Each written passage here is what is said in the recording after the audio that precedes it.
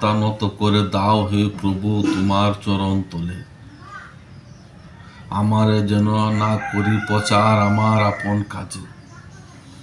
অর্থাৎ সকল অহংকার যদি বলিতে পারি তাহলে মানুষে পরিণত হব আমরা, তাহলে আমি ধন্য হব, আমি ধন্য হব। এবং জীবনের যত মহৎ কাজ করি না করি নিজেকে গর্বিত বলে দাবি না করি, অহংকারী বলে নিজেকে অহংকারী না হই। স্রষ্টার নিকট এই আমার প্রার্থনা। সম্মানিত সুপ্রিয় দর্শক, এই হাওয়া লেগেছিল অনেক সাধু মনীষী সন্তানদের উপর।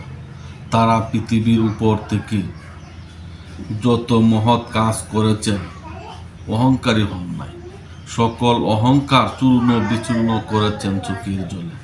হযরত মুহাম্মদ মুস্তাফা সাল্লাল্লাহু আলাইহি সাল্লাম থেকে শুরু করে কবি সাহিত্যগণ চণ্ডীদাস থেকে শুরু করে রজিকনি, ঈশ্বরচন্দ্র বিদ্যাসাগর এবং বিশ্বকবি রবীন্দ্রনাথ থেকে শুরু করে আমাদের জাতীয় কবি কাজী নজরুল ইসলামের মধ্যেও এ হাওয়া লেগেছিল। ও যিশু পুত্র হযরত ঈসা মুসা, এদের মধ্যেও এ হাওয়া লেগেছিল।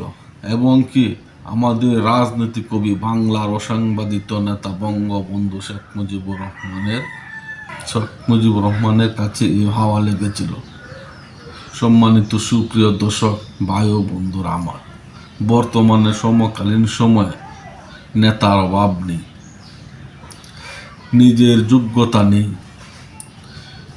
যোগ্যতা নেই, তবু নিজেকে পরকে কি করেছি আমরা আল্লাহর দুস্থ, আল্লাহর মনোনীত দুস্থ হাবিবের সঙ্গে তুলনা করেছি।